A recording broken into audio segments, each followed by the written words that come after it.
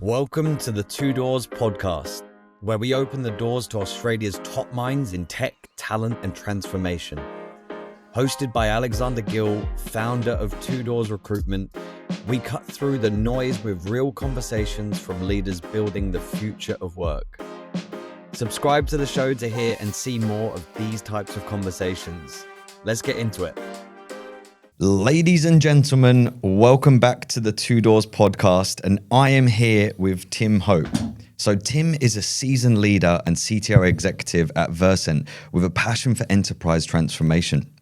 Over his 20-year career, Tim has engaged with the financial services industry, public sector, and corporations to support their adoption of emerging technologies.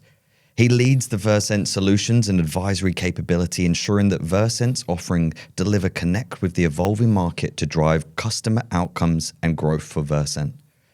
Tim has been an integral part of Versent's journey, guiding the Born in the Cloud consultancy through remarkable growth since its inception. Tim, welcome to the show. Hey, great to be here. Thanks for that great intro. Hey, thanks for having me. These are beautiful offices, and tell us what's been going on lately. Oh, it's been a busy time for us. I think we just kicked off the new financial year, and as we're kind of looking through what to do this year, and we're kind of working through our practice strategies. So how do we want to go to market?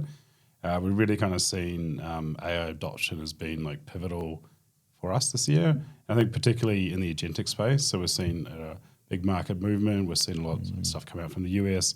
And then for us, it's well, how do we make that technology real for our customers? So we're looking at how do we kind of integrate that to our go-to-markets, how do we upskill our teams, how do we start to kind of lead the thinking in the market around the adoption of AI. So that's been kind of top of our mind, and as part of that, we work really closely with our partners. So what are they doing? How are they approaching the market? So we're really getting a lot of market information, seeing where the market's gone. I think it's been innovating for the last couple of years, and the product now it's embedded in products, and now we're seeing how it kind of flows through, and it really is the time we kind of came together this year and said, well, this is the year that we want to move to an AI-first mindset inside the organization. Yeah, well, it's the revolution, right? It's here. It's like you can't run away from it. And what would you advise to companies? Like, you know, I'm finding some people are quite against it. That I see them as like the vinyl disc jockeys, you know, the ones that are like, oh no, don't go to USBs. But then, you know, the up and coming are like, hey, why wouldn't I use a USB? It's a super interesting question because I think there's been a lot of talk about AI, but I don't know if there's been the value realized from AI.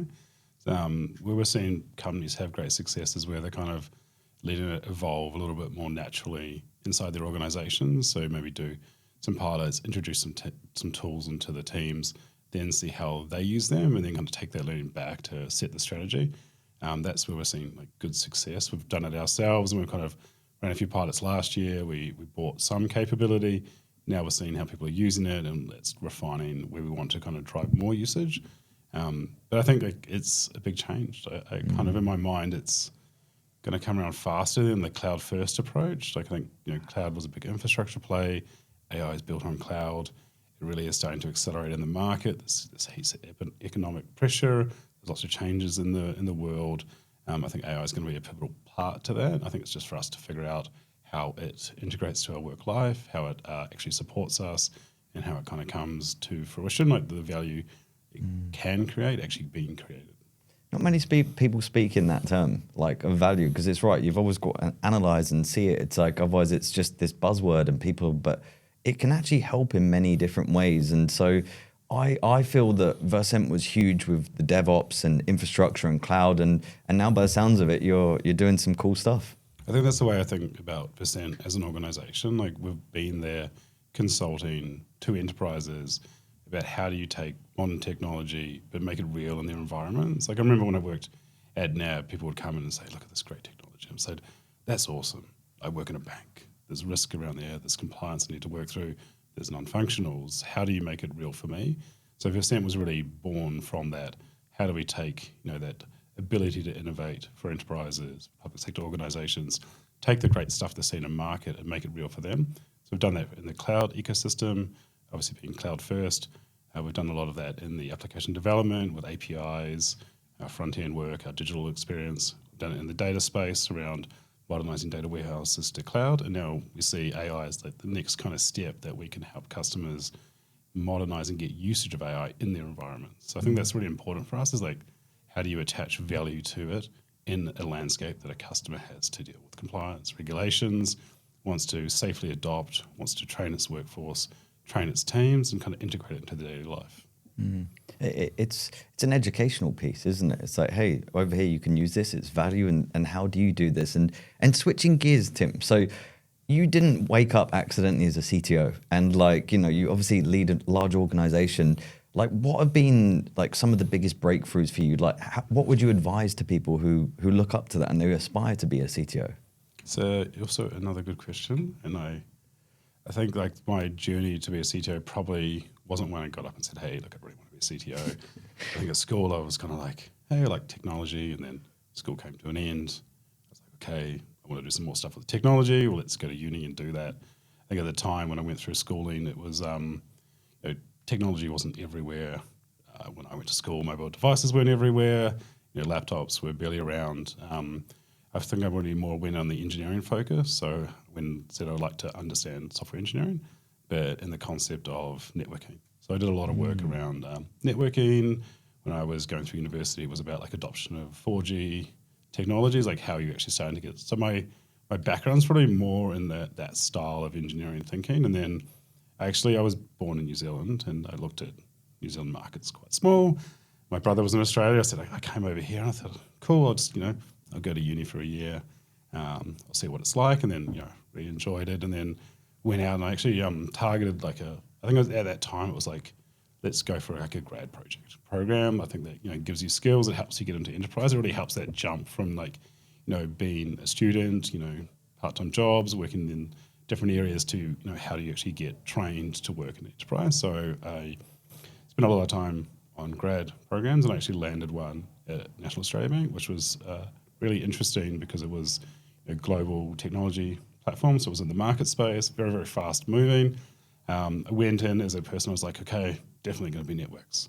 And at the end of the grad project, I said, I never want to see networks. So I went off and I went into web technologies. I think for me, like the fast pace of how it was changing, like the ability to work with the business, with the application developers, move very quickly was really interesting for me. I think that kind of started my kind of technology career. So it was more about how do you then take this new technology with a business that wants to adopt it?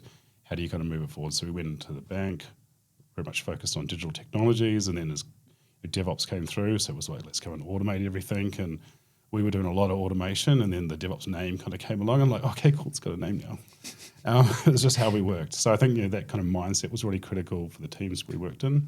And then cloud came through, and so let's go make cloud real. For us, cloud was always a conversation. It's like now a better way to automate. I think this is why I kind of like AI. It's now just a new way to automate things. So let's do it in the right way. So it was always been like kind of driving technology. And then I think as that kind of progressed, I was an engineer. Then I went into architecture. And then from architecture, I went to tech strategy.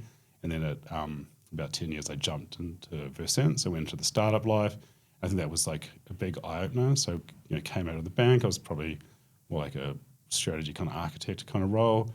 And then into Versent, which was like dealing with lots of customers. So just real big breadth of experience.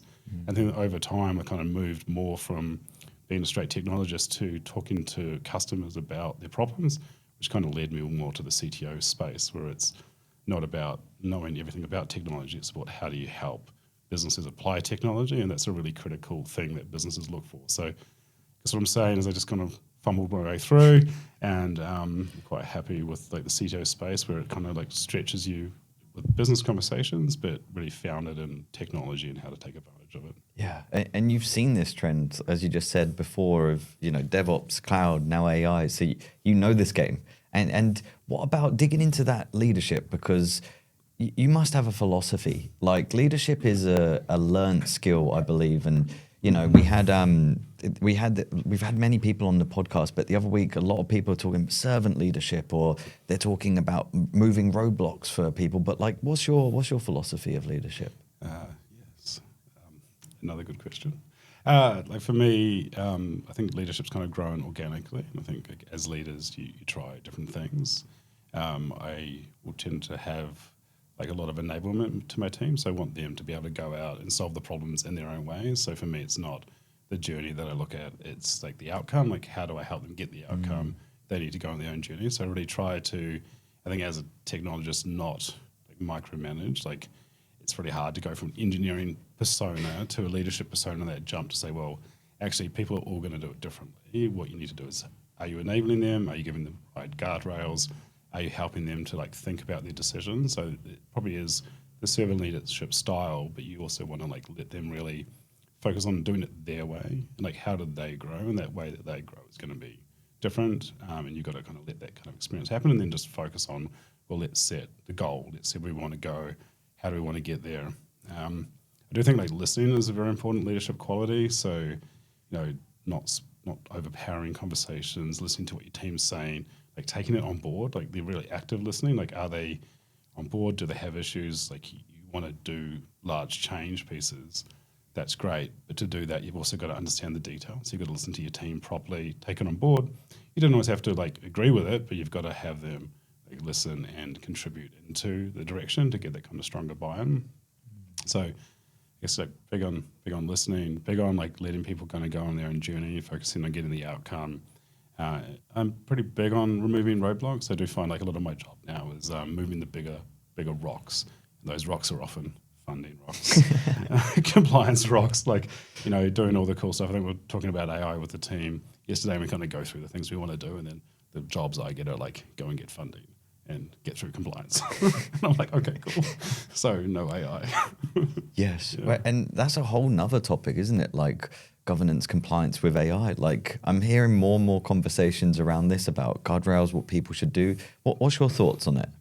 Definitely there will need to be some guardrails. I think identity, access control, permissions, guardrails are going to be very important. And I think, you know, that's going to be where a lot of people spend their time.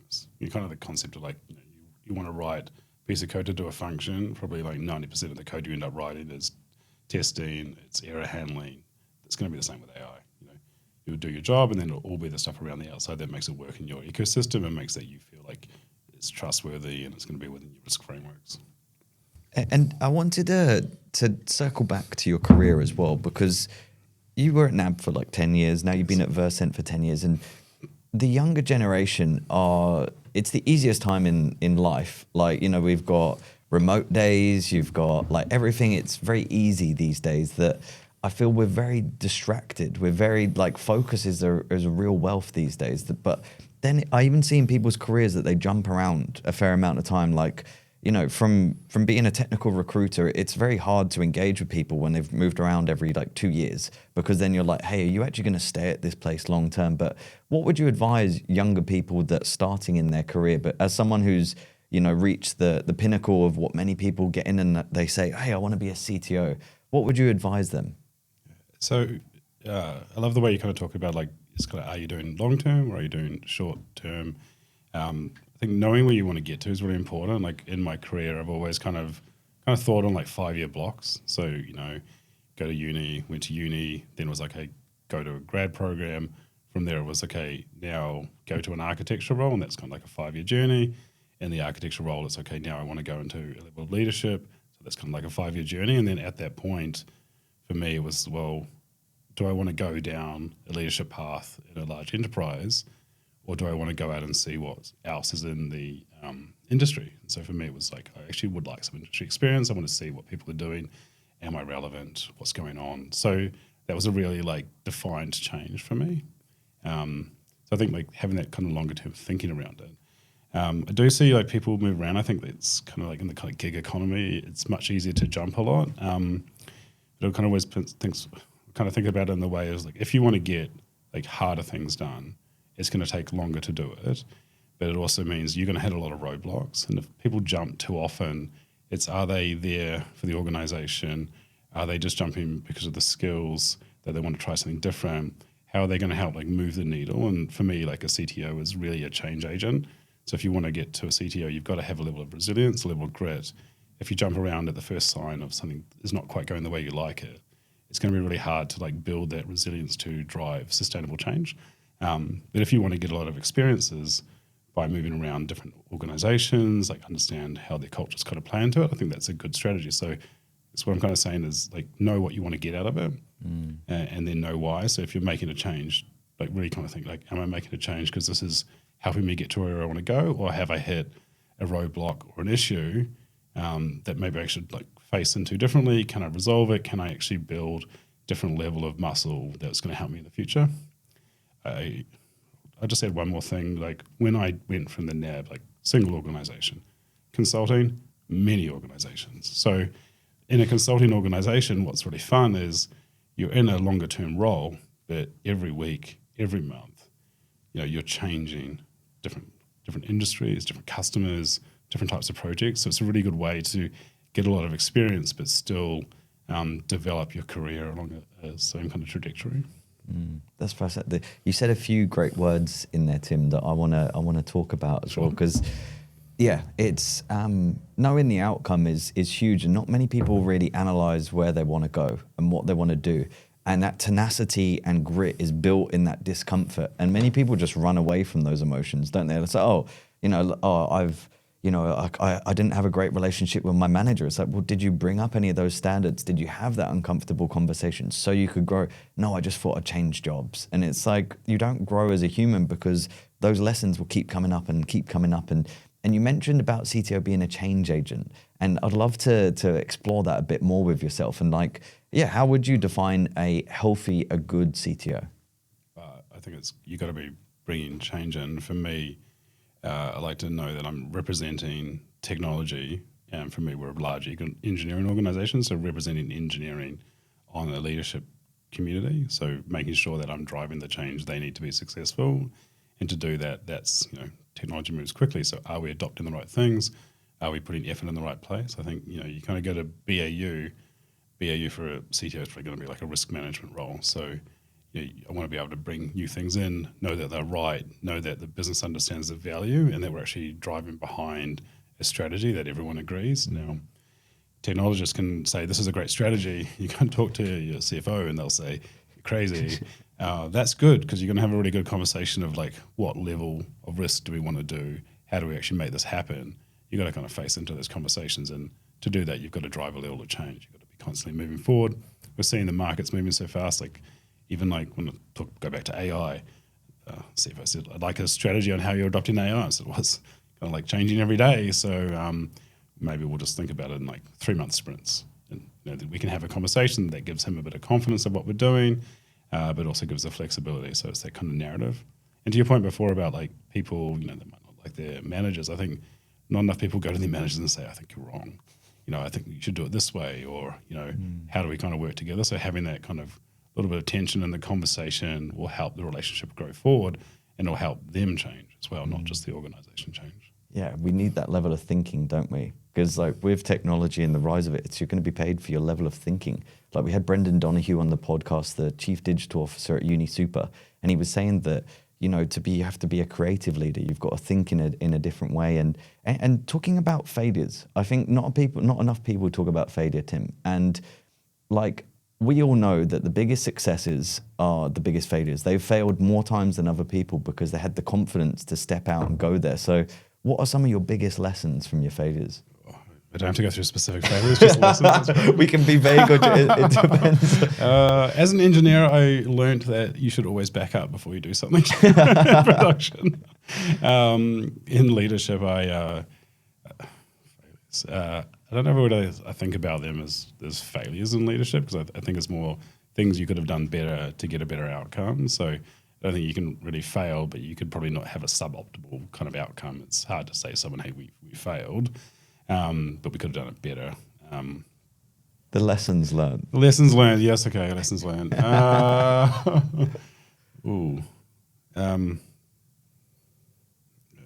I think more collaboration up front is a really strong lesson. So spending time with people so they understand things more deeply before you kind of jump in. It's really easy to assume everyone's on the same page. So it's situations where you kind of go forward thinking everyone's on the same page, and actually they're not, and then it slows things down, or it creates some kind of conflict that's not healthy to the outcome. So I'd definitely say lessons learned. Spend more time up front, spend more time planning, spend more time thinking through. It's really easy to rush into things because you're behind, but like taking a pause, getting people on the same page, very important. I'm just trying to think of some of my failures and then get the lessons out of it. Maybe you're not thinking about the business outcomes. So kind of as you kind of hear me talking, it's a lot about like, the value and the outcome. I think it's very easy to get kind of caught up in like the shiny. So Yes. it's very quick to go through on something that you think is good, that other people think, or the market's kind of saying you have to do it. Like you've got to kind of say, well, am I going to get the value? Like something that you want to do something that someone in the market wants to do might not actually be correct for you. So like always apply it to your own landscape.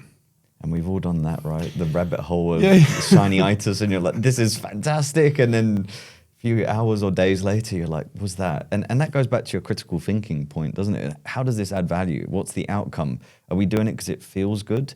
Because, if you always follow the feel good, it doesn't necessarily get you to that success. And I know for you that you're a very hard working CTO. You're flying all around, you're connecting, you're meeting, you're serving people. So I really respect that, Tim. And what about for the youth? Because I used to ask, like, if you went back, what would you change in your career? And we had Bazarat on the podcast, who's MVP, 7 times MVP, TypeScript author, all of this. He said, that's the wrong question. I was like, oh, thank you for holding me to account. He said, because so much has changed since you started, but say that you're a grad, or, you're at university and you're like tinkering and you're like, hey, I love this. This is like, I'm really fulfilled. What would you advise them now in terms of toolkit, in terms of skill? What would like, if you were in their shoes, what would you advise them? They're not meant to be a toolkit or skills, but I think take more risk. Like it's when you're young, when you're at uni, you've got new ideas, you've got new ways of thinking. Like I think it's a really good opportunity to like give things a shot. Like, start your own company. Don't just think you need to go down the same path as other people. Like do what's right for you. I think I thought I came through more of like a traditional time structure to my career. If I went back, I would have definitely said, okay, let's go and try some other things in the market. Let's go and experiment more. And I think that would have probably maybe not put me on a different path, but given me like a lot of broader experience earlier in my career. I think I kind of got that a little bit later. That kind of widened my thinking and kind of put me open to different types of situations. So, much more in the business, much more in the industry. I think doing that earlier, I think go and have a bit of fun when it's safe to fail. You don't have like kids to worry about. You don't have mortgages. Like just give it a shot. I think definitely experiment when you're young on like how you can work in the business. And I think a lot of people are afraid of like, I'm not a business person, or I don't know how to do this. Like I think a lot of people don't know how to do things. So just, trust yourself, give it a go. I think that's the thing I would probably say young people should do more. Like just get out there and try different things. And if it's not for you, try something different. Yeah, that's huge. And I was laughing at our playground story beforehand. So it's like, because yes, we're not repeating that story. No, we're not. So, but it's true. Like your brain hasn't fully formed when you're young and you're in your 20s, early 20s. That the fear element isn't there. So just don't doubt yourself. Like go out there, give it a crack, and you never know what you'll build and who you can network with and make change. Because I see Australia as a great country, but America is very much like, yeah, we want to be the first to the moon. We're going to be number one. And Australia, we're good enough, but we've got some fantastic tech companies here. And I don't see why there shouldn't be more collaboration of knowledge and key insights that Australia does grow. I think we should have a lot more fantastic tech companies. I think there's so many great things out there, and there's actually a really good platform for people to go out and start their organizations in Australia. We should be, following in America's footsteps, driving more innovation, letting people go out and try and take some risk on it, and it'll help us as a country grow. Yes. And bringing this into land, Tim. So any last reflections, anything that you would love to share with anybody out there listening or watching? Start thinking about AI. I think just start experimenting with it. Even if you think it's not relevant, it's just a good thing to start to build some skills around, start to understand the technology. It may be here slower than we think, maybe here faster. I think it is going to be here. So how is it going to support and help your life? We in our organization have run a lot of kind of dev jams. We do a lot of like craft-based activities. And if I look over the last kind of 3 years of those, where we kind of started with the use of AI, what we see people using to where we are now is just it's light years of a change. So it's definitely just it's in people's lives. Yeah, and it's here to stay, isn't it? It's the new norm. Probably the other one is like for leaders. I think a lot of people say, I want to be like that leader. I want to be like this leader over there. I think you've got to be, well, what type of leader do you want to be? Be it about yourself, your strengths, it's very easy to say, oh, I need to develop that skills. Well, actually, what do you have? So spend some time in your own leadership journey about what does it mean for me and what leader do I want to be, and then drive that out. And that's going to be different to your leaders now. It's going to be different to your peers. It's got to be your own kind of unique story. That's a fantastic point. Not many people talk about authenticity. You know, like you want to be the best version of you, not second best somebody else. And it's interesting because right now you can see like on LinkedIn, like everyone's using AI. You can see that M dash that people have just used for content. And it's like, you know, put your heart out there. Like I used to make many spelling mistakes, and it's because from my own learning difficulties. And it's like, I found that now it's my era. It's like when there's a spelling mistake, you're like, yep, this is, they've written it themselves. I'm going to say the AI one. I might just also put the other counterpoint on there. Like, don't be lazy with AI. Yes. I've seen so many things just get shipped to me and it's like generic. And I'm like, if you don't spend the time on the content and just ship me, I'm not going to spend the time reading it. So I think there's a balance, like learn how to apply it. And to the other point is, but also make it relevant to the people. Like people, you're still asking for people to spend time and consume the information that you're creating or not creating. So I think just be wary of that, the usage of AI. Because I predict on the other side of that is that those connections, like being able to have social skills will flourish because like everyone's, you know, we're trying to offload so people could get lazy with it. But in actuality, leadership is how you lead people. It's how you lead yourself. So you have to have those skills. There's been like so much of a concern, I think, with AI, people talking about, okay, there's going to be massive job cuts. We're seeing that in the market. I actually think it's going to be maybe the other way around, where it's actually going to spark a lot of innovation because the way I think about it is cloud started a whole lot of startups because suddenly the access to infrastructure was readily available. What a great shift we are. There's heaps of great companies that have been born on the basis of cloud that probably wouldn't have got the funding, wouldn't have been able to stand up. When I think about the AI space, okay, well, a lot of companies have got people have got great ideas. They can't implement them because they don't have the capital. Now AI is going to do a lot of that lifting for them. So we should see a lot of new ideas, a lot of more creativeness in the market. Kind of hopefully it's kind of a bit of a golden age of like innovation comes from the back of it. I think that'll create more work and that'll create more jobs, more opportunity, and then it's going to come to, well, how is you are a leader, kind of leading the people, guiding them on their own journey and letting them kind of like activate off their creativity. That's brilliant. I think that's a fantastic place to leave it. So thank you very much for coming on the show, Tim. It's all right. It's been great. Thanks for having me. If you like this episode, please like and subscribe. It helps the growth of the channel so we can keep interviewing some of the best minds that there are here. Thank you very much.